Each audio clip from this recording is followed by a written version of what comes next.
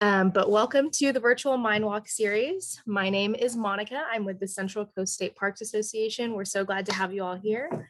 The virtual Mind Walk series is underwritten by the Thomas E. and Mary Kathryn Eltzroth Fund and supported by the Central Coast State Parks Association. And we're super excited to have our guest speaker today, Ryan Cooper. I'm going to do his intro in just a second. Just wanted to take care of a couple things real quick. Let me stop sharing for now. So today's presentation, Ryan will be doing a talk on the Piedras Blancas Lighthouse or light station, excuse me. And we're super excited for it. If you're familiar with the virtual Mind Walk program, it's interactive via the Q&A box. So at the bottom of your screen, there's a Q&A section. You are welcome to type in any questions, comments in there as the presentation goes along. I'll be keeping an eye on that for questions, and wherever there's a natural break, we can answer those questions or we can wait till the end. But if you have any questions, feel free to type them there. Let's see. Any last things? I believe that is it for housekeeping stuff. So let me go ahead and pull up our speaker bio here. Let's see. Alrighty. So Ryan Cooper was born and raised in Atascadero. The only time he lived away from Atascadero was while going to school at the University of California at Davis and his short stint as a high school agriculture teacher in Jackson, California. He is married with 3 wonderful adult children, one who is living in Colorado after graduating college there, and 2 who are still in Atascadero enjoying the Central Coast. He started his career with the Bureau of Land Management over 14 years ago on the Carrizo Plain National Monument in eastern SLO County as a recreation planner. He transferred to the Piedras Blancas Light Station, Piedras Blancas Light Station 7 years ago to take over as light station manager. Whoa, okay, tickle in the throat. Outside of work, he enjoys camping with family and friends, hunting, fishing, and going to live sporting and theater events. All right, take it away, Ryan. Thank you. Hey, everybody. Thanks for coming out today. I'm going to share my screen and hopefully people will be able to see. And I don't know if there's a way to let me know that people can see the presentation. Looks great. Okay, perfect. So, and I'm going to actually move one thing just so I'm not. So it actually is, I'm looking at people, not up into the corner of the screen. So my name is Ryan Cooper. I've been out here at the light station for about 7 years. It's been a lot of fun. I've been on the Central Coast my entire life and had never, it's like one of those things that you live in a certain area and you never visit it because it's right in your backyard. But I think this is one of those places where I think a lot of people on the Central Coast have not visited because it's just right in their backyard. So we'll just get into it. I want to talk a little bit about lighthouses and specifically kind of what we do out here at Piedras Blancas, because I know a lot of people may have already been on a tour, so you know a little bit about the lighthouse. But I'm going to go over just kind of a little history of lighthouses and why we have them out here in California, and then we're going to kind of get into the nuts and bolts of kind of some of especially the restoration work that we've done out here, especially restoration to some of the historic buildings. So we'll talk a little bit about this, or a little bit about that. So we talk about why we have lighthouses, well, just in general. And I think most people understand or know that lighthouses are kind of to warn ships along the coastline, that there's a rocky shoreline, and for safety of the ships. They do that. They also do some other things. They're active aid to navigations. meaning that they can also help a ship navigate, know where they're at. And we'll talk a little bit more of how that works as well. So specifically looking in California, when lighthouses started to become needed up and down the coast. With the discovery of gold up outside of Sacramento, up in the foothills, there was surely an increase of boat traffic up and down the coast of California that was not there before the gold rush. And so that kind of keyed off a lot of building of lighthouses up and down the coast of California. This is a artist rendition of our lighthouse. If you check out the date there, we've got 1872. This is before the lighthouse was built. It was actually first started being built in 74 and was first lit in 75. And so this was when they were just thinking about putting a lighthouse on the coast of California. And amazingly, to me at least, it's a very good creation. I mean, it's almost exactly what it looks like, or looked like, pre when we had the top three levels, which we'll actually talk about again later as well. The top three levels being taken off. So a little history. There was $75,000 approved to build our lighthouse in 1872. That would have been about $2 million, calculating for inflation in today's money. Construction, like I said, begun in 1874 and was first lit in 1875.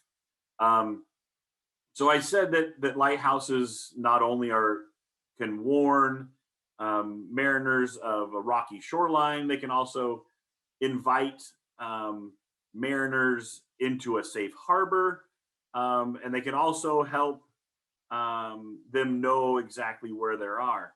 And to be able to do that, lighthouses have to have three unique characteristics.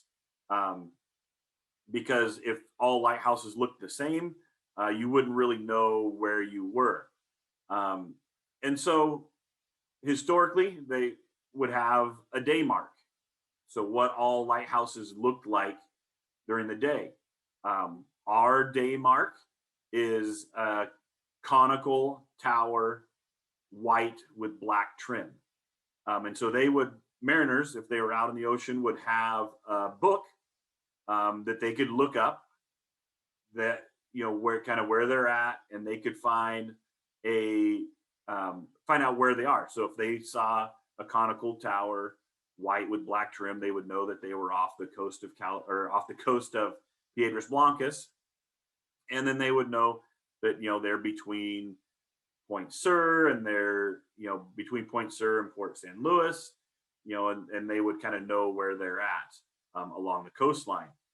So if you look at different lighthouses, all lighthouses look a little different.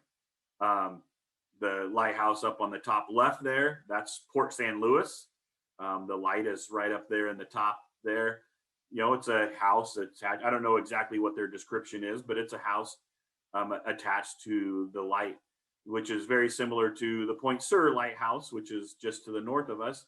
It looks like that. Again, a building attached to a lighthouse.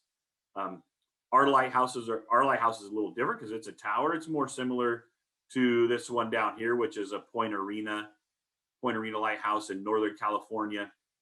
And I just threw this one in here. This is the Jupiter Inlet lighthouse in Florida. I added that because that's another BLM lighthouse. BLM does manage a few lighthouses, not only up and down the coast of California, but also out in Florida as well. So they have a day mark. The second unique characteristic is they have a light signature. So all lights flash at a different pattern. This is a picture of our Fresnel lens, which is now on display in downtown Cambria and has been for the last about 70 years. It was removed from the top of the lighthouse due to earthquake damage by the Coast Guard and was reassembled in Cambria. So you can see at one point, this would have been a double flash with a pause. That light would have spun around and would have given that light signature. Again, somebody out in the ocean would be able to tell, that double flash pattern was tied to the Piedras Blancas light station. Currently today, this is what our light is up on top of our lighthouse right now. It serves the same purpose, but obviously now it's all completely automated. It spins around 24/7, 365 days a year. Like I said earlier, we are an active aid to navigation. So if that beacon goes out, we call the Coast Guard and let them know how long we think it might take to get it up and running. They send out a message to all the boats in the area to let them know that the Piedras Blancas light is out. Just kind of to go back, this light here is approximately about 15 feet tall. It's made for a person to be able to climb up inside it to be able to clean it. So quite large. This is much, much smaller. This is the actual light bulb that is used to light our current light. Obviously much, much smaller. And even our light today is fairly out of date. Now most lights on top of lighthouses, if they're a modern lens, are with LED lights, very, very, very small lights, and they all end up doing the same purpose. So we have a day mark, we've got our light signature, and our last but not least, we have our fog signal. So a sound that would emit, this is our fog signal building here. A sound that would emit from the light station if there were fog and you could not see the light or see the day mark. So you would run, historically, there would have been a big motor in here with an air compressor that would send out a sound. The sounds have changed over the years. At this point in this picture, it was a whistle. And for some reason, my mouse won't go down. In this picture, it was a diaphragm would have been a different sound that was coming out, but the same thing. It would send out a sound if the fog had rolled in. Here's a more current picture of our fog signal building. So those are our unique characteristics to our lighthouse. So let's move on a little bit. So who's in charge out here, or historically who has been in charge out here? First, it was a lighthouse service, 1874 to 1939. The U.S. Lighthouse Service was in charge.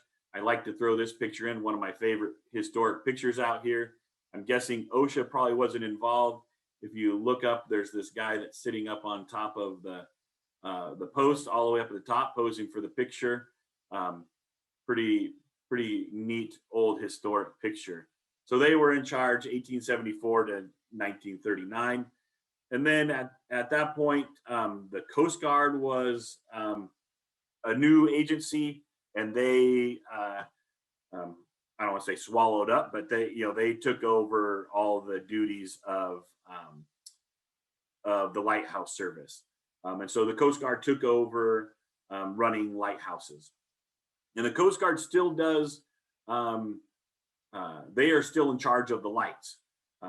We, BLM, manage the grounds and give tours and stuff like that. The Coast Guard is still in charge of the light. That's why we have to let them know if the light goes out.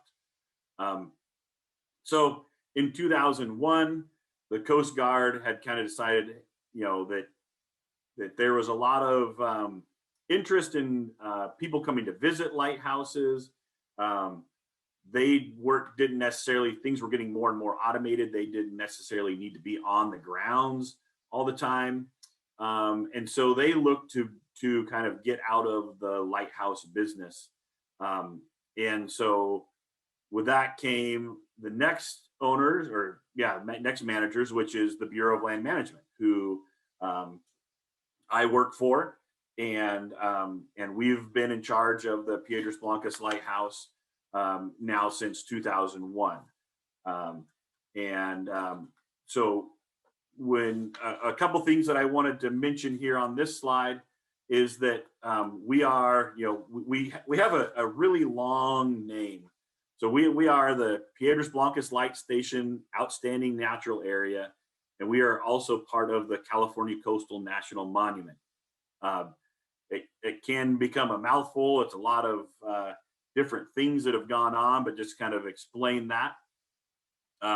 Outstanding Natural Area, that is a congressional designation that was given to us in 2008, gives the area just a little extra protection, and Congress did that in 2008. In 2017, President Obama added us to the California Coastal National Monument. For those of you guys that don't know, the California Coastal National Monument is a national monument that includes all rocks and islands off the coast of California. And that is managed by the Bureau of Land Management. We were one of, I think, 5 or 6 land-based units that got added to the California Coastal National Monument. Again, just another layer of protection for the area, not only the historic structures, but also the natural wild, the plants and the wildlife in the area. When BLM took over, we went to the public, and they had 3 things that they wanted us to do. We talked to the public and said, hey, what would you like to see from the lighthouse, or for us managing the lighthouse? And they said they wanted continued research. Even during Coast Guard area, there was a lot of research that was done out at the light station. Not only plant and animal surveys that were done by land, a lot of stuff there's some seismic activity research done out on the coast with USGS.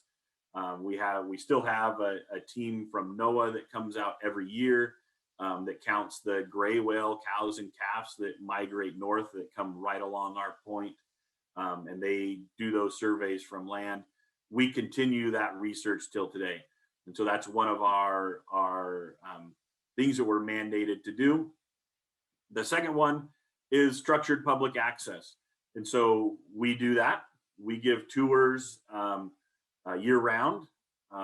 Currently, right now during the summer, we give tours every day except for Wednesday and Sundays. If you're interested in coming out on a tour, you can get on recreation.gov and make a reservation. Our tours are every day, or tour days, which is Monday, Tuesday, Thursday, Friday, Saturday. And we meet at the old Piedras Blancas Motel at 9:45. And then, so the last thing is restoration. Not only restoration of the buildings, but restoration of the grounds, getting them back to the way that they were historically. What I'm going to focus a lot on is the restoration of the buildings, some of the buildings that we've done restoration on, some of the buildings that we would like to do restoration on in the future. We do have several buildings that are registered historic places. Here's 2 of them here in this picture right here. Obviously the light tower. This is a fuel oil house that housed the fuel for the fog signal building. Those are both on the historic register. The next slide is some pictures of the restoration of that fuel oil house. Because we are the government, we just magically put a tarp over the top of it, and then it turns out like a beautifully restored building. But obviously there's much more steps that go into that.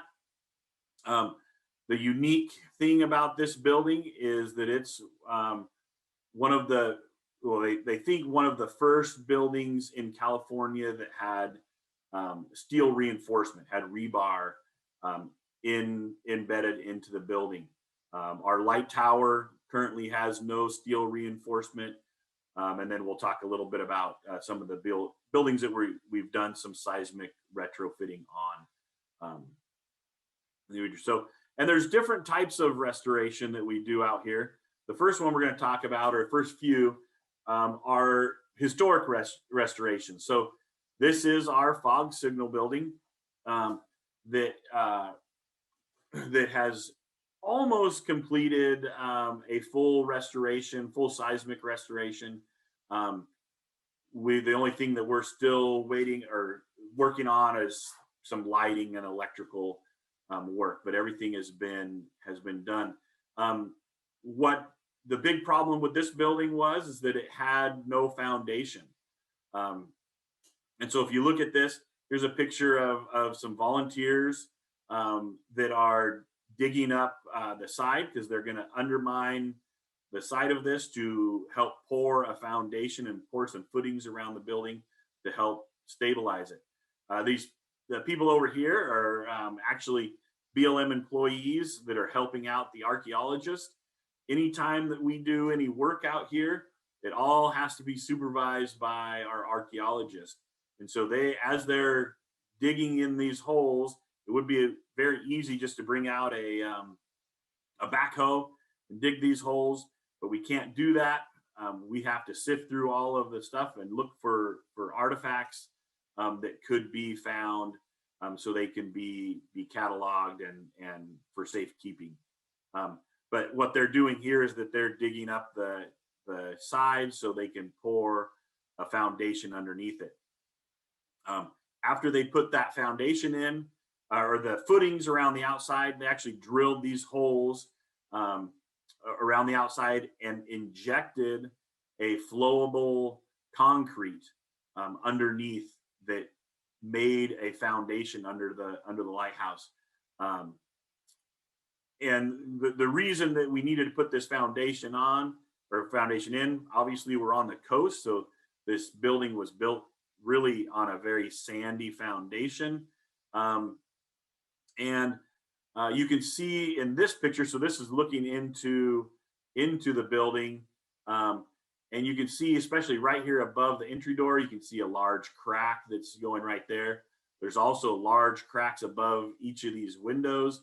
So essentially this building was starting to pull itself apart because the lack of foundation was allowing the building to settle. When we had got into the work, we found that there's really only just a couple inches of concrete on that floor, and that was the only foundation really. Underneath that was just sand. And so they came in, did all that, the footing work around the outside.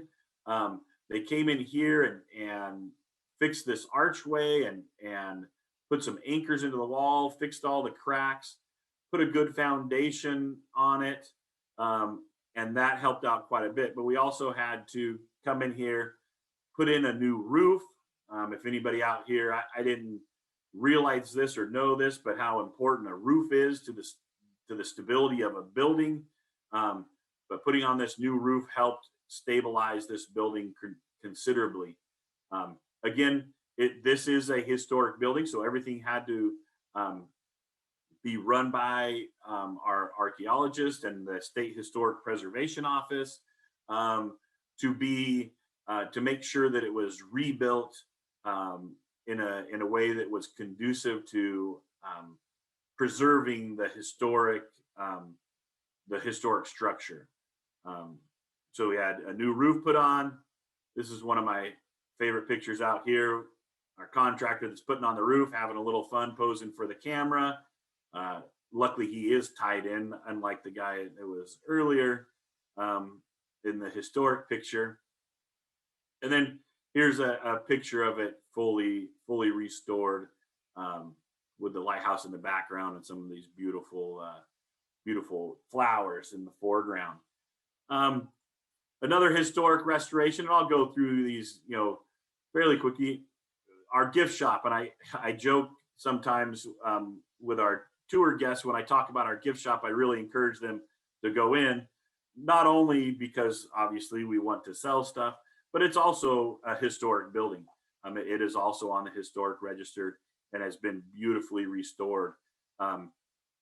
If you look when BLM first took over, this is what the building looked like.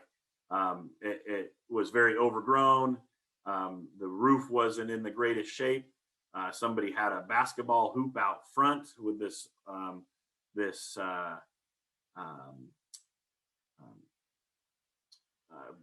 wood tank outside that was used as a water tank, which was not historic. That was put in after the fact. So we went about restoring this building. Again, anytime we're doing digging, we've got our archaeologists out there. He's sifting through every shovelful of dirt. And it's something, a lot of times it's hard to convince contractors that this is what we need to do. But it's definitely something that we don't hesitate, because it's something that has to be done. And it's really actually very interesting to see some of the things that they find, even when moving a little bit of dirt.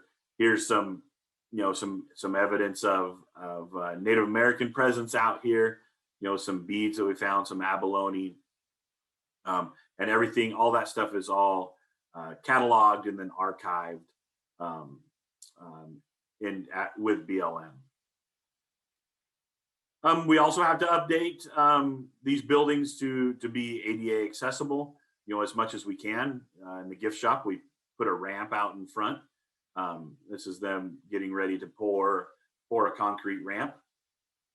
And then when you look on the inside, to me, this is one of the prettiest buildings, at least on the inside, that we have.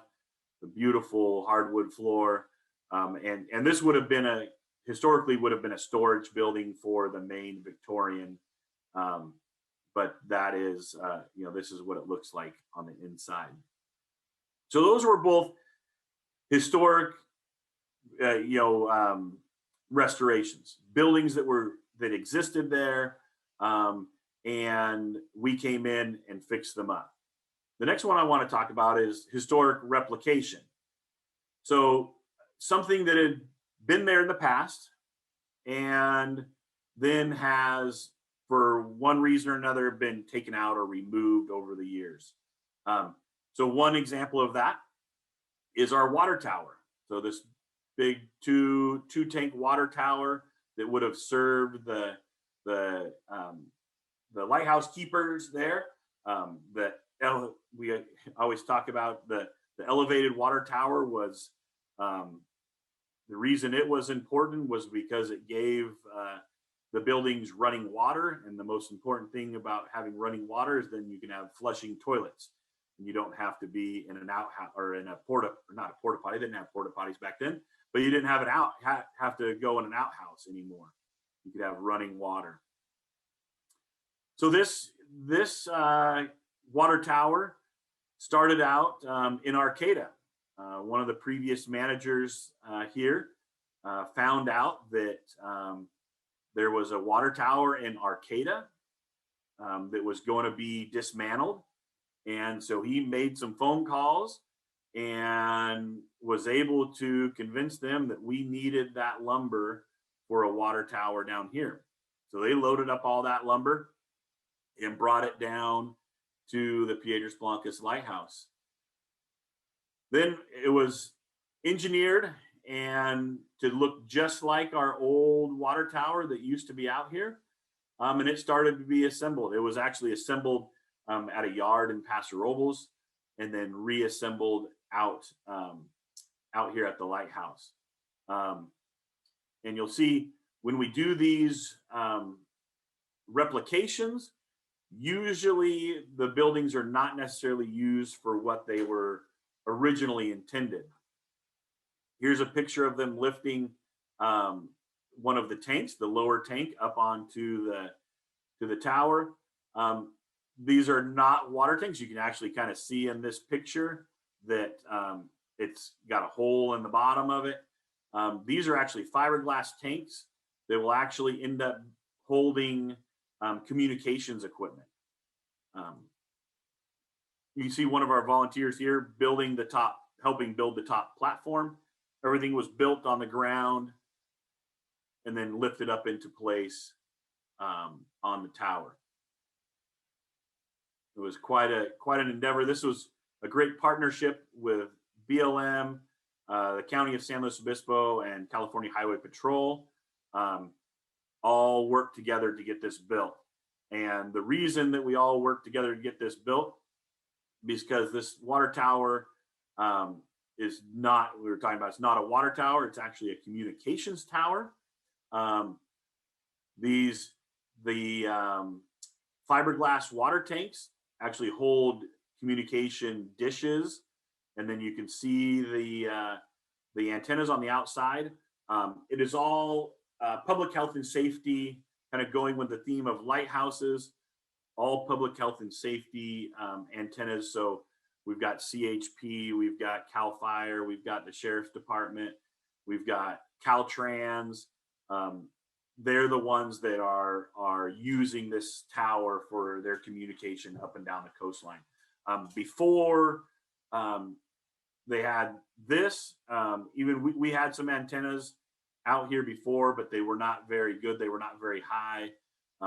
And this really helped get communications up and down the coast and to make not only the public safer, but the law enforcement and the firefighters safer as they moved up and down the coast.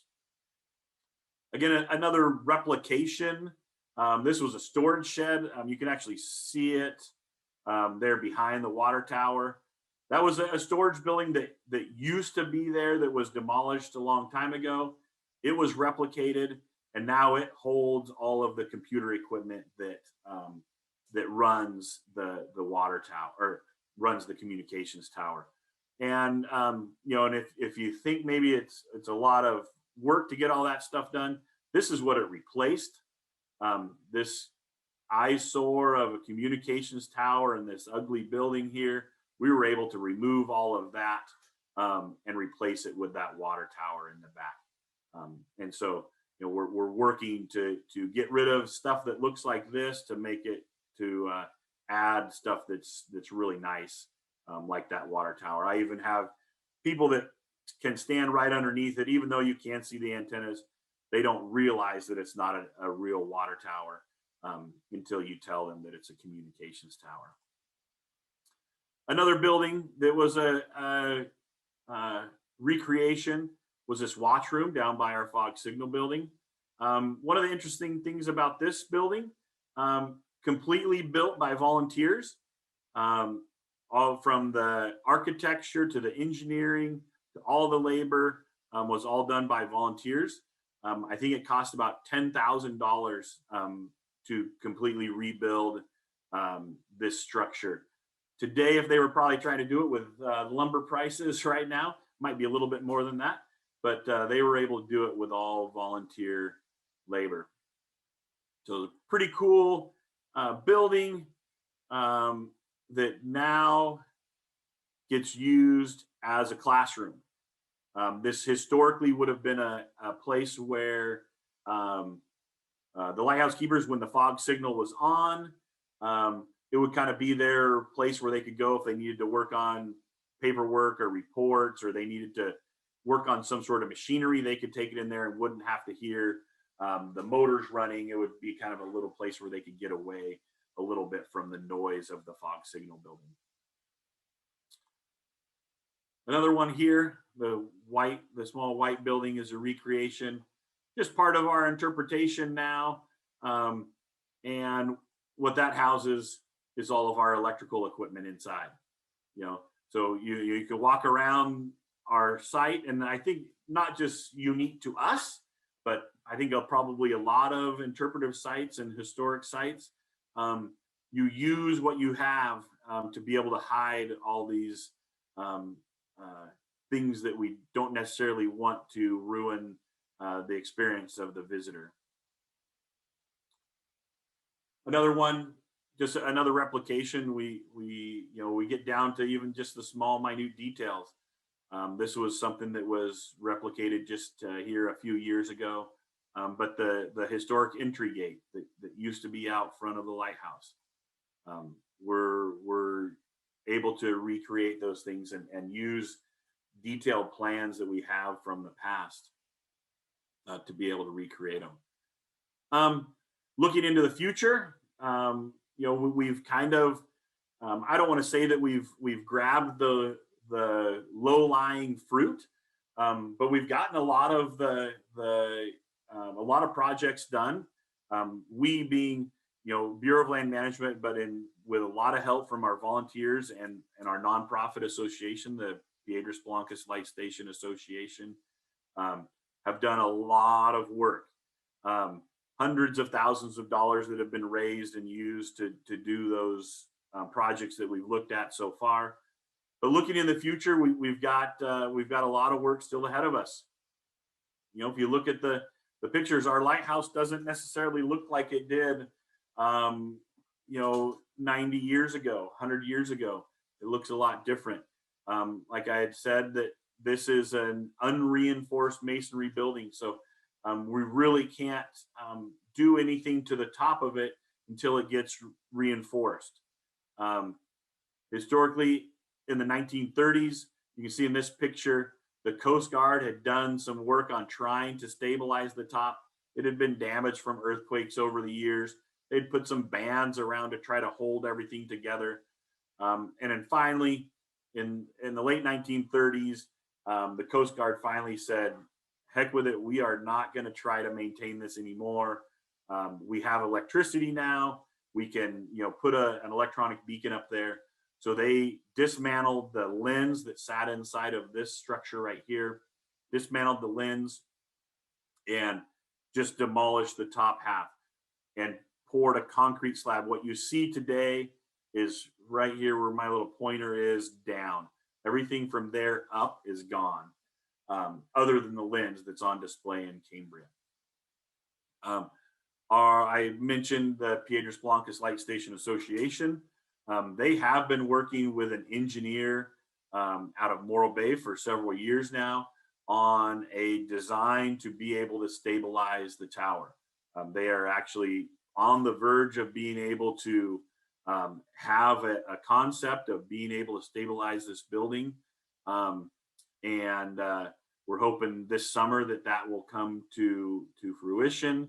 And then the hard work comes is finding funds and raising funds to be able to stabilize the tower. The ultimate goal is to stabilize the tower and put the top back on, the top 3 levels. Question people always ask, well, will you put the lens back on the top? Probably not. Well, I'll say no, we will not.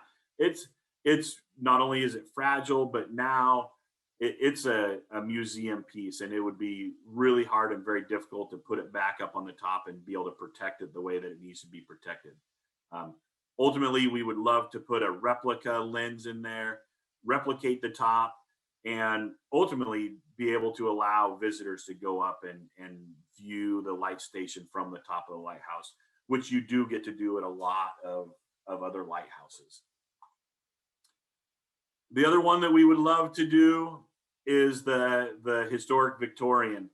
You can see we've got the lighthouse in its full glory with the top on it. This was a 2-story Victorian duplex. This is where the lighthouse keepers lived. But again, in the 1960s, the Coast Guard had decided that it was in disrepair. They had built some housing that was a little bit more modern, a little bit easier to maintain, and they demoed the Victorian.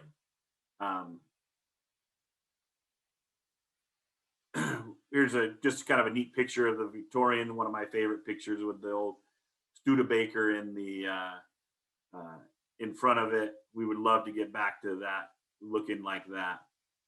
And the kind of the neat thing about this, we have all kinds of designs, and we have plans to be able to do it.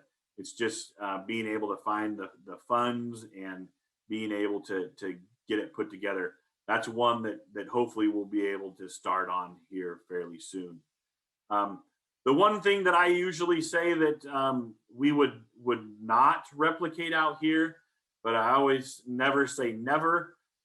If you look in this picture, this is a picture from the early days of the lighthouse.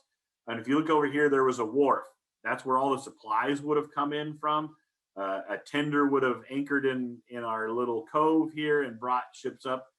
The only reason I say that we probably would not replicate that, it sits on the bluff with, it would be very, very difficult to be able to rebuild it. But if we had everything else done, maybe we start tackling rebuilding the wharf.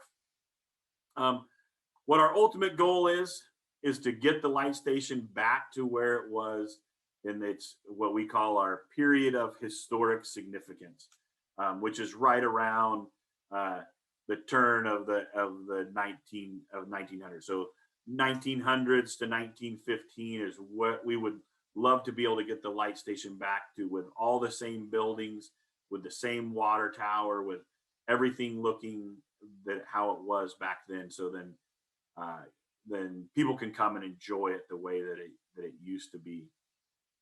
So that is, I know I threw a lot of information out there at everybody. I don't know if there are any questions. I put in my name and email if people are interested in contacting me.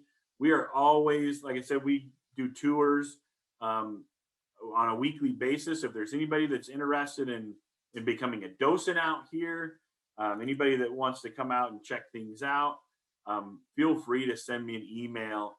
I would love to talk with you about that.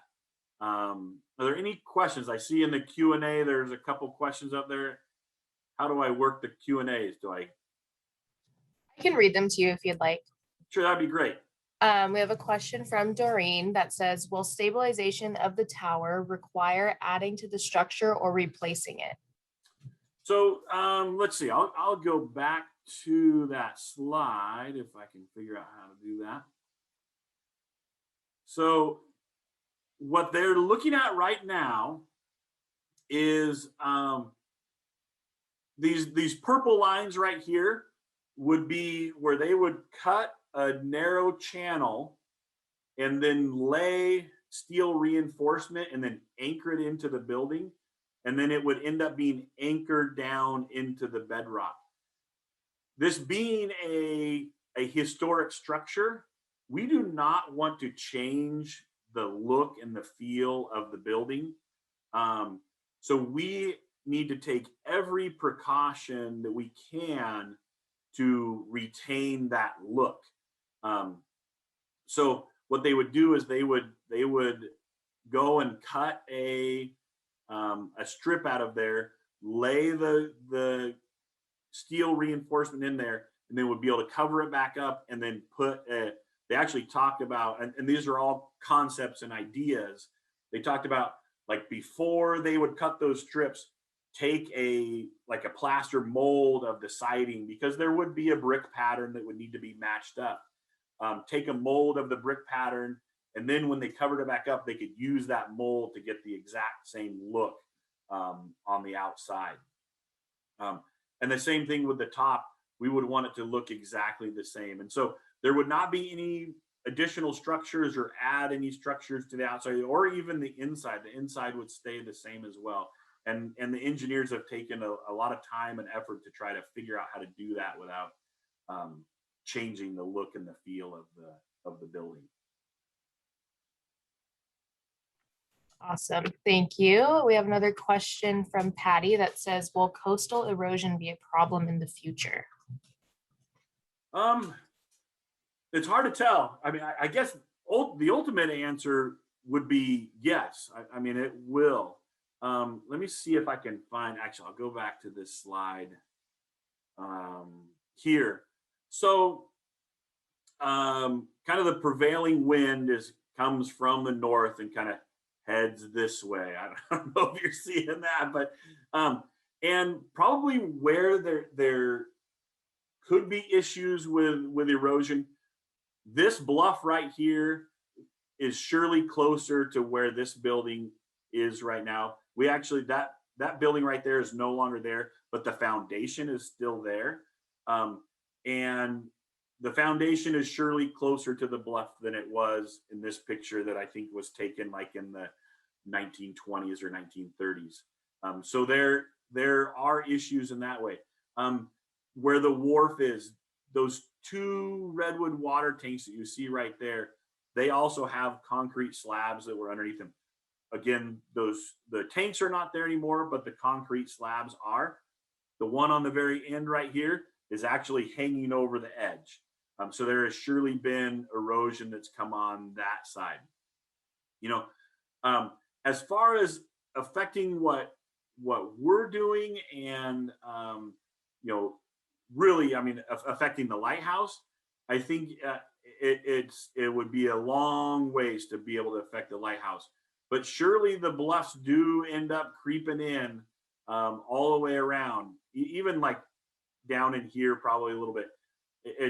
Obviously, and it's very, very slow moving, but we try to keep the plant life and everything that we can and keep people away from the bluffs, so it lets it do its natural thing and not speed up that erosion. But I think for the most part, the main portion of the light station is pretty secure.